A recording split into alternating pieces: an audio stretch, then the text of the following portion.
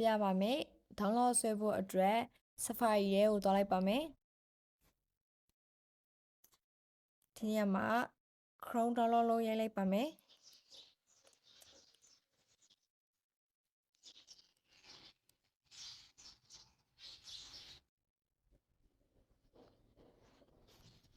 ဒီမျိုးကြားလာပြီဆိုရင်အပေါ်က Google Chrome browser download ထဲကိုဝင်ပါမယ်။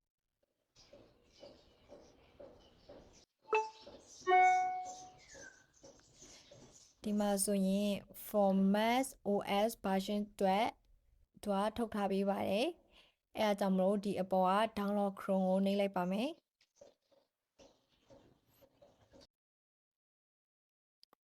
ခုဆိုရင်ဒီအပေါ်မှာ download စဆွဲနေပါပြီ။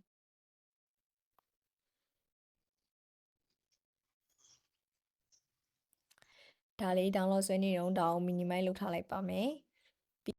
download ဆွဲပြီးသွားပြီဆိုရင် Finder ထဲကိုသွားပါမယ်။ Finder ထဲမှာဒီက download ဆိုတဲ့ထဲကိုသွားပါမယ်။ download ဆိုတဲ့နေရာမှာဒီအပေါ်မှာ google.chrome.dng ဆိုတဲ့ဟာရှိပါတယ်။ဒါကိုဖွင့်လိုက်ပါမယ်။ဒါဆိုရင်ဒီမျိုးပွင့်ခဲ့ပါပြီ။ပွင့်ခဲ့ရဆိုရင်ဒါလေးကို drag and drop နဲ့ဒီအောက်ကဒီ application folder ထဲကိုဆွဲထည့်ပါမယ်။ဒါကိုဒီမျိုးလေးဆွဲထည့်လိုက်ပါမယ်။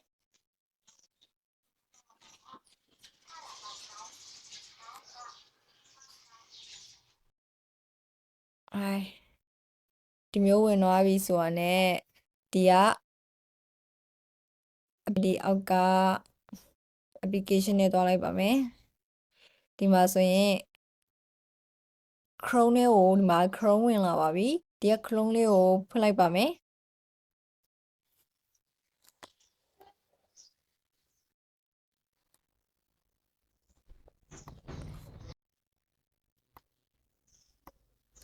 ဒါကို open အနေနဲ့ဖွင့်လိုက်ပါမယ်။ဒါဆိုရင် Google Chrome လေးရောက်ခဲ့ပါပြီ။ Google Chrome လေး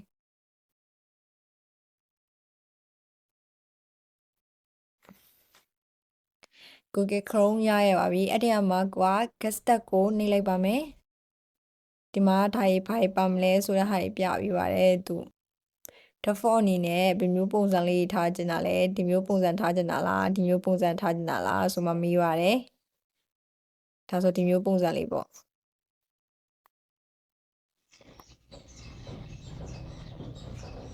ဒီပုံလေးထားလိုက်ပါမယ်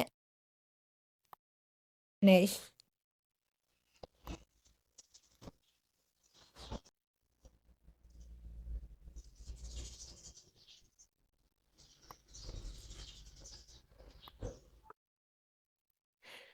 ခုကိုယ့်ရဲ့ Google Chrome account ထားခြင်းရယ်ဆိုရင်ကိုယ့်ရဲ့ Chrome account ထားလို့ရပါတယ်။အမကကြတော့ဝေးနာအသုံးပြုထားတဲ့ Chrome ပဲဝင်လိုက်ပါမယ်။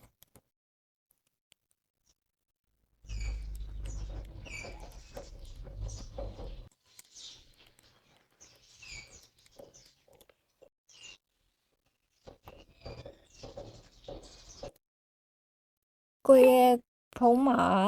ဒီမျိုးကိုဖြစ်တဲ့ကြောင်းဝင်ပေးလိုက်ပါမယ်နော်။ဒါဆိုရင် Google Chrome account လေးရပါပြီ။